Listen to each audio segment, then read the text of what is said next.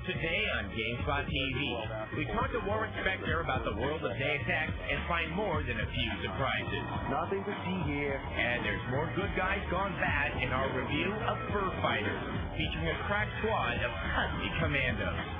Plus, the mitochondria are mutating again in Parasite Eve 2. Stick around. It's game time.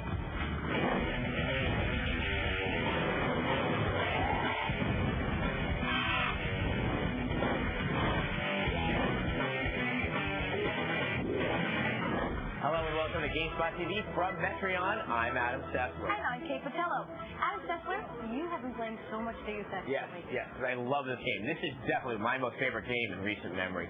It is a brilliant blend of action with well-implemented RPG elements. Absolutely, and the product director for that title, the very talented Warren Spector, has also had his hands in some really innovative titles like Ultima Underworld and Thief. And we had a chance to sit down and talk with him one-on-one about Deus Ex and gaming in general.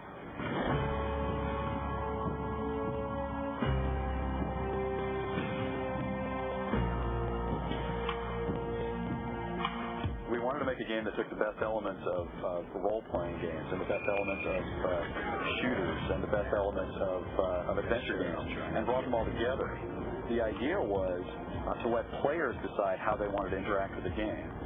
What we wanted to do in Deus Ex is create a game where if you want to sneak, you can. If you want to fight, you can. And there are consequences for both of those choices. I was so tired of fantasy games and medieval dungeons and you're the last guy in the space station who can save the world from alien invasion. I mean, I was really tired of that. So I wanted to do a game set in something like our world, if not exactly our world. So at some time in the near future, you can decide what the actual date is. You're a nanotechnologically augmented agent for an anti-terrorist organization who thinks he's fighting for the right and knows what's right and wrong, good and bad. And he discovers during the course of the game that things are not as clear as he thought. And really he's a pawn in a game being played by massive conspiracies to control the world, all based on real-world conspiracy theories. I've received reports of armed attacks on shipments. There's not enough vaccine to go around. Interactivity is all about making choices. In most games, the choices boil down to pull the trigger, don't pull the trigger. We really want to allow choices that have some meat, that have some consequences. Nothing to see here. Move along. Deus Ex has a lot of dialogue. We've got over 10,000 lines, which is insane, by the way. I should never have done that. I wanted players to be able to interact with people. You have to make some tough choices during this game about who you trust, who you don't trust, whether you pull a trigger or not. And you have to make those choices with some information. We want to be by ourselves. Want to get something to eat after this? Hello. You work very, very hard, and sometimes you make a game where people can express themselves and explore who they are. It's one of the real powers of gaming. We can let people test behaviors in a virtual setting that we don't even want them trying out in the real world.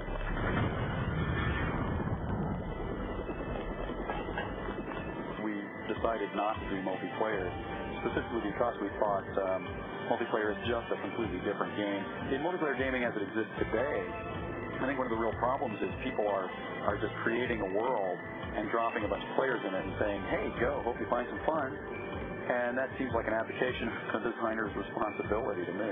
Single player, I think we have the power to tell cool stories in collaboration with our players. I cringe every time I hear somebody say, a single player game is dead. Over my dead body.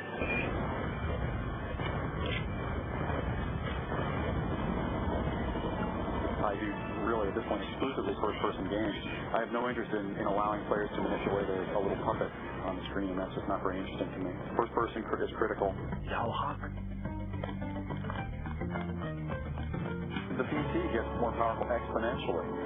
But as developers, what we have to do is make sure we're using that power for good and not evil. I don't want to use it for more effective, ways to pull triggers. We've got to start moving in other directions. And that's a design challenge, not a technology challenge.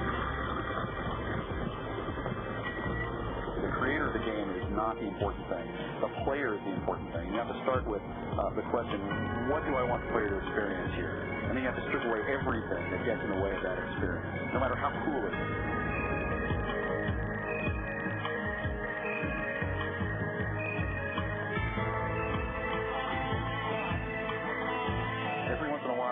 my head against the wall and say, why am I doing this? Why don't I do something the easy way? Just do a shooter, you know? Just do an action game. Just do something simple. But then I wake up and I go, no, that's crazy. That'd be boring. What I enjoy is creating an environment where players can express themselves and create their own experiences. I don't think about it as me creating this thing. I think about them experiencing it. That's the important thing to me. If you haven't gotten to check out Deus Ex for yourself, we're going to have more of it later on in the show with our review. And now, here's the news. In an effort to cease the counterfeiting of its Dreamcast titles, Sega of America announced that they have shut down more than 60 illegal websites and 125 auction sites that were trafficking pirated games. The company is working closely with Yahoo, Lycos, Excite, eBay, and Amazon to shut down auctions of people attempting to sell illegal games and pirated boot discs. Microsoft exec Ed Fries announced at the Macworld Expo that Apple and Microsoft will be teaming up to create a new company dedicated to bringing Microsoft games to the Mac. The entire Microsoft portfolio is scheduled to be ported over, including the highly anticipated Halo. Rewolf Software, with support from Valve, announced that Gunman, originally intended as a downloadable add-on for Half-Life, will be released as a standalone commercial product. The 3D shooter is expected to be completed and available before the holidays. For more gaming news, go to the Gamespot TV website. Or if you'd like to see the Deus Ex feature again, it's all there in streaming video. You can also check out the full-length interview with Ion Storm's project director and the man behind Deus Ex, Warren Spector. Coming up on Gamespot TV, we follow a group of cute, cuddly commandos in our review of Fur Fighters. And we kick some major asphalt in our review of Street Fighter 3 Double Impact.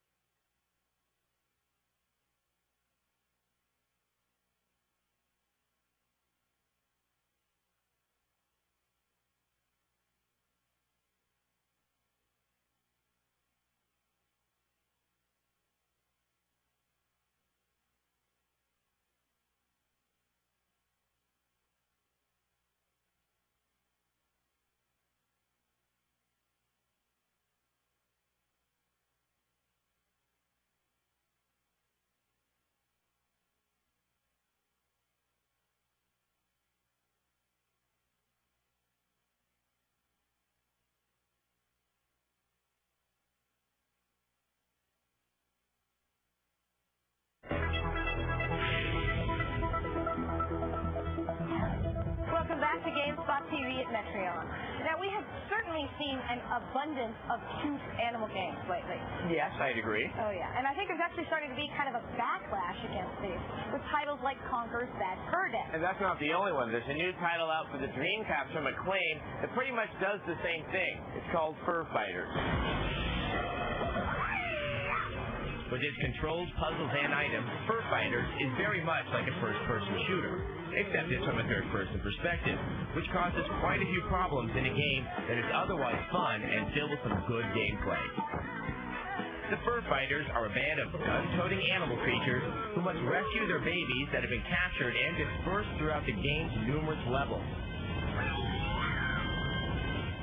The game as you control all the Fur Fighters, each with their own special ability, and true to 3D platformer style, there's a lot of collecting to do in the game as you pick up babies and transporter energy, among other things.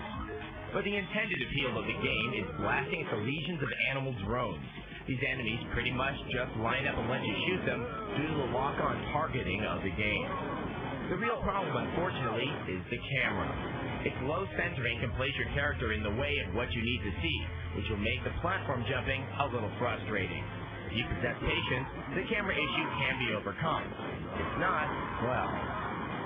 The multiplayer, called Fluff Match, is where the game really shines. And it's definitely a lot of fun and could hold players over until Quake 3 and everything else hits the Dreamcast. Fur Fighters does offer some good single-player fun, but the camera is enough of an issue to warrant a rental, but check it out first. Gamespot.com gives it a 7 out of 10. It's interesting to note that even two of the most venerable cute game characters, Banjo and Kazooie, are returning with more of a warped sense of humor in their follow-up game, Banjo-Tooie. Now, Street Fighter, and especially Street Fighter 2, were two of the most significant releases both in the arcade and consoles at their time. Now, Street Fighter 3 has come out for the Dreamcast, and while it's nowhere near as dramatic as the other two were, it's worth paying attention to. So here's the review for Street Fighter 3, Double Impact. It took almost a decade for Capcom to release the official sequel to their groundbreaking Street Fighter 2. And now, a few years after the unveiling of Street Fighter 3, Capcom has translated this fighter to the Dreamcast. The arcade release of Street Fighter 3 was met with a lukewarm reception. New characters lacked the charms of their peers, and the speed was slower than SF2 Turbo and Street Fighter Alpha. With Double Impact, though, Street Fighter 3 might find a new audience. It contains both the original version plus the second Impact upgrade. The controls are everything you'd expect from a Capcom fighter. Solid responses all around. Though that also means you'll be better off with the Dreamcast arcade stick than the big cumbersome controller. This Dreamcast release is practically arcade perfect. Animation stays just as fluid, there's no waiting time between rounds, and the superb sound remains the same. Street Fighter 3 Double Impact also ported the innovative parry maneuver, which allows for effective counterattacks when pulled off. It would have been great to see a complete trilogy with the infusion of Street Fighter 3 Third Strike, though it's nice to have at least 2 out of 3 games on one disc. If you shunned the game since its arcade release, you might want to give Street Fighter 3 a second chance. At least you don't have to dig for quarters anymore. Gamespot.com gives Street Fighter 3 Double Impact a 7.2 out of 10.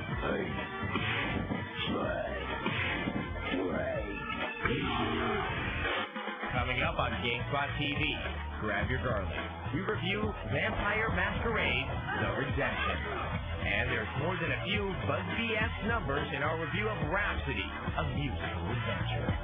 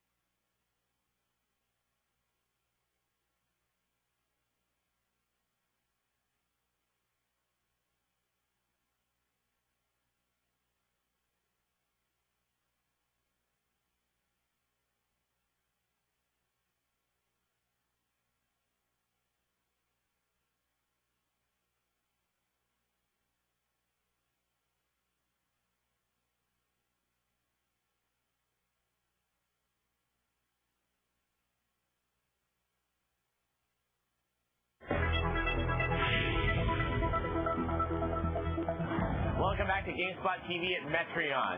Now, many games from Japan that are based on Japanese anime tend to lean a little bit towards the cute side. Well, our next title leans way over. It's called Rhapsody, a musical adventure, and involves attack pancakes and replaces cutscenes with surreal musical numbers. I know that you're out there and I'm waiting for you. It's good to note that some companies are brave enough to release titles that favor a novel approach to RPGs. Atlus's latest release, Rhapsody, a musical adventure, is just such a game. Now, while it's heavy on gimmicks, it's an alternative to the cult of generic RPGs that has flooded the market. We are the fearless pirates. We are the most amazing pirates. Rhapsody is a musical RPG. There are no FMV cutscenes. Instead, you have musical numbers performed by the title track. We hunt for some treasure in the ocean. When we get submerged, we put on lotion. You play Cornette, an orphan girl who can communicate with puppets by means of her trumpet. Kind of strange for an RPG protagonist. My heart is filled with love. She runs along, dreaming of marrying a kind, dashing prince. Rhapsody's battle system uses the tried-and-true grid and range system. The environments are comprised of classy, hand-drawn backgrounds, and obviously, the sound is the game's strength. Hey, you, shut! My heart is burning, overheating with a raging fire. The prince I do admire, he fills me with desire. The musical productions are flawless. They're a perfect match to the campy nature of the game. Rhapsody is definitely worthy of attention if you value a non-conventional approach to RPGs. Though gamers who expect an epic 60-plus hour adventure will be disappointed. Don't you ever give up trying. Gamespot gives Rhapsody, a musical adventure, a 5.9 out of 10. Now, our next title is just hugely anticipated, especially by people who like to play White Wolf's live-action role-playing game, Vampire the Masquerade. So, all you Toreador, Nosferatu, Bruja, Ventru Malkavians, pay attention. My name is Christoph Romuald. I am a vampire. Vampire the Masquerade-Redemption is a great-looking, action-packed role-playing title based on the White Wolf RPG. However, the repetitive, frustrating combat and bloodless drama keep it from reaching its potential. Thou hast brought evil into this holy place. Vampire's gameplay features a third-person perspective with shooter-style freedom. Freedom has its price, however, as dizzying views can bring about the dreaded death-by-camera angle. Up to 3 other characters will join your war party, or coterie, as you travel across medieval Europe and beyond. Impressive graphics are Vampire's strongest asset. Vampire's 3D environments are beautifully realistic, well-lit, and spooky. The characters in Vampire look equally good. They're stylized to move with an exaggerated gait, complete with flowing capes. Unfortunately, they look better than they sound, especially when it comes to Vampire's needlessly drawn-out cinematics.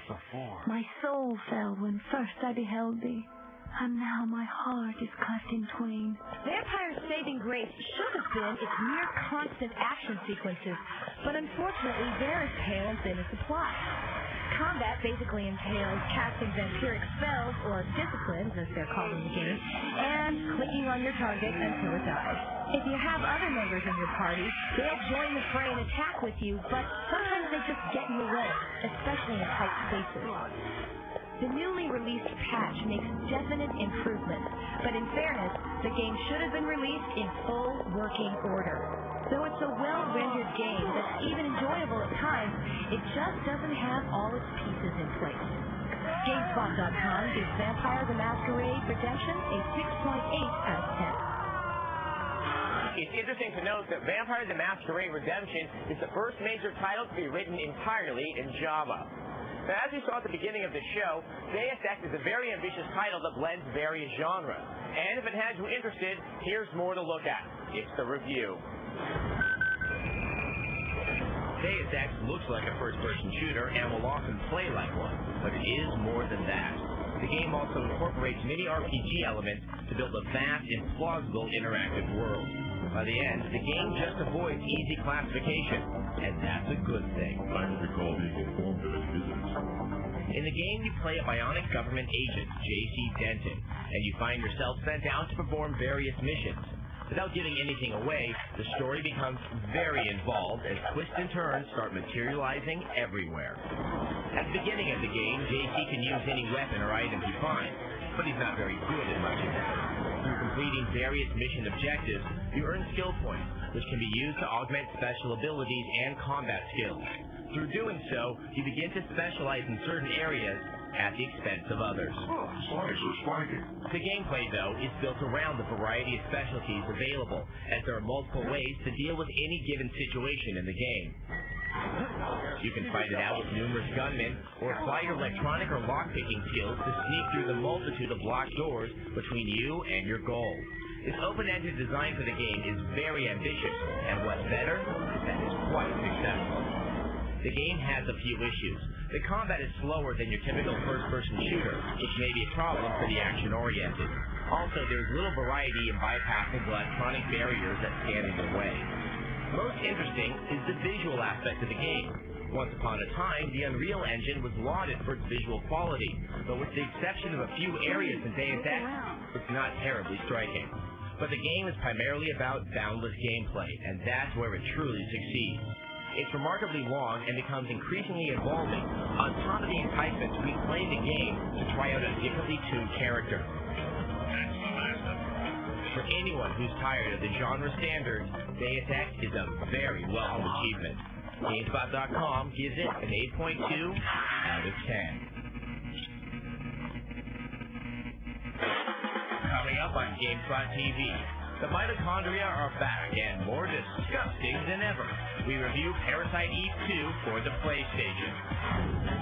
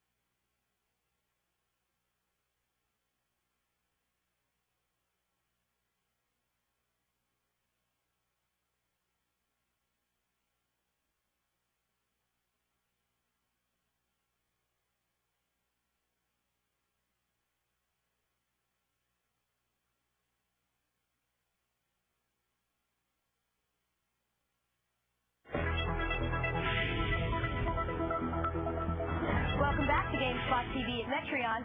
You know, a lot of you may remember Parasite Eve, which was sort of a horror RPG title from Square. Now, while the game sold very well, it had a few problems, especially in the sound department and also with its battle system. Well, now things have changed up for its sequel, inventively titled Parasite Eve 2.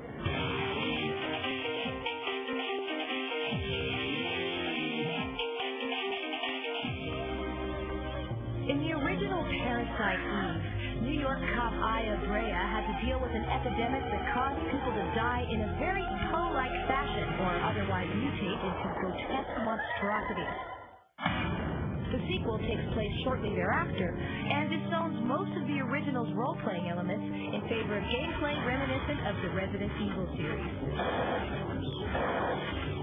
The details in Parasite Eve 2 settings make the backgrounds look quite realistic. Ambient lighting, reflective surfaces, and other such elements contribute to the game's visual quality. The game uses a great mix of both artistic and claustrophobic camera angles that make it look good without making it difficult to navigate. While Parasite Eve 2's SoCal settings are readily recognizable, the monsters that Aya must fight aren't the usual fodder. The killer mutants are back, and their fleshy, elongated limbs and hollow eyes make them look both icky and dangerous. You'll have no problem opening fire the second you see them, and thanks to Parasite Eve 2's totally overhauled combat, you can shoot first and ask questions later. The game is already available in Japan, and you can expect the American version to lumber into stores sometime in September. Well, now that we've seen a Resident Evil type game from Square, let's take a look at a Resident Evil type game from the people who made Resident Evil. It's the intro to the upcoming title, Dino Crisis 2. Poor dinosaur.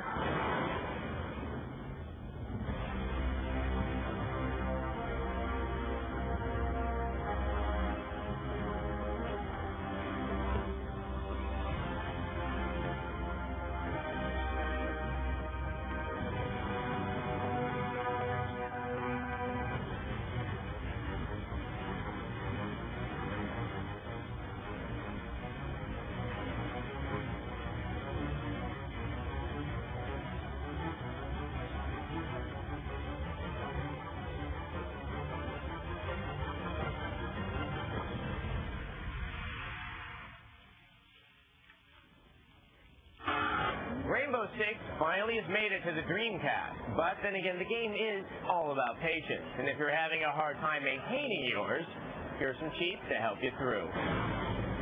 Highly skilled, well-trained terrorists getting you down? In the Dreamcast version of Rainbow Six, you can now get back at them with some invincibility. While playing the game, press the analog stick up and the D-pad down, then press A. This will make you invincible. To make your whole team invincible, press the analog stick left and the D-pad down, then press A. Now it's payback time. If you have a hankering for more strategies, hints, tips, or tricks, then come to the Gamespot TV website and click on the Game Help section. Or more specifically, you can help us out with our Diablo 2 strategy guide. It's ongoing with input from you, so keep those submissions coming. And share other strategies with us by coming to our chats Tuesdays at 8 p.m. Eastern. All right, we want to thank Metreon for letting us hang out here and have a good time today. And until next time, Game over.